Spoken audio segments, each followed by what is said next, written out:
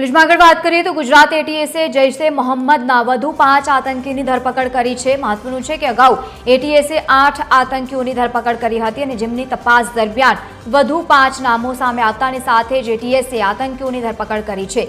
પાંચેય ગુજરાતના જ અલગ-અલગ જિલ્લામાંથી ઝડપી પાડવામાં આવ્યા છે।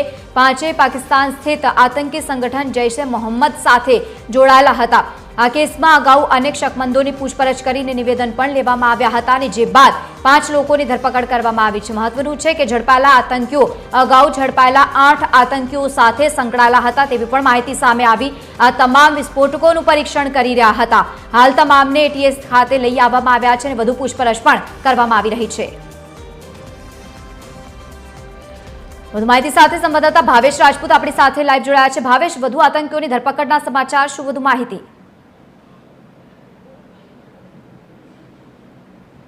લવલીન વાત કરવામાં આવે તો ગુજરાત એટીએસે થોડાક દિવસો પહેલા જ 8 જેટલા આતંકીઓની ગુજરાત અને મધ્યપ્રદેશમાંથી ધરપકડ કરી હતી, જેઓના રિમાન્ડ પણ 14 દિવસના મેળવવામાં આવ્યા હતા અને તેઓની પૂછપરછ દરમિયાન એક બાદ એક જે ખુલાસાઓ થયા છે, જેમાં સૌથી અગત્યની બાબત એ છે કે આ જે આતંકીઓ છે તે આતંકીઓ લાંબા સમયથી ગુજરાતમાં રહીને પાકિસ્તાની જે સંગઠન છે જૈશે મોહમ્મદ તેનો પ્રચાર પ્રસાર કરતા હતા અને અન્ય લોકોને પણ તે સંગઠનમાં જોડવાના પ્રયાસો કરતા હતા। અને બીજી તરફ વાત કરવામાં આવે તો તેમની પૂછપરછમાં અન્ય જે 5 જેટલા આતંકીઓના નામ સામે આવતા તેઓને પણ પકડવામાં આવ્યા છે। આ જે 5 આતંકી હવે પકડવામાં આવ્યા છે તે વિસ્ફોટક પદાર્થોનું ટ્રાયલ કરતા હોય તે પ્રકારની હકીકત સામે આવી છે। હવે ખરેખર આ 5 આતંકીઓનો ઈરાદો શું હતો, કયા વિસ્તારમાં કે કઈ જગ્યાએ તેઓ આ વિસ્ફોટક પદાર્થોના ઉપયોગનું કામ લેવાના હતા, આવા અનેક સવાલો છે। તે તમામ સવાલોના જવાબ ત્યારે મળશે જ્યારે ગુજરાત એટીએસ આ જે નવા જે 5 આતંકી પકડાયા છે તેમના રિમાન્ડ મેળવશે।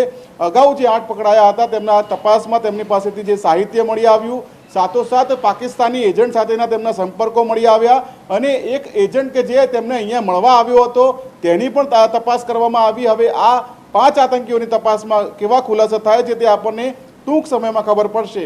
લવલીન, બિલકુલ ભાવેશ, આભાર સમગ્ર માહિતી સાથે જોડાવા બદલ। તો જે પ્રમાણે રાજ્યમાં અત્યારે આ લોકો સક્રિય જોવા મળી રહ્યા હતા, જો કે અલગ અલગ જગ્યાઓથી તેમની ધરપકડ કરવામાં આવી છે। હવે તમામ જગ્યાઓ પર ધરપકડ કરીને હવે આ લોકોની વધુ પૂછપરછ પણ કરવામાં આવી રહી છે।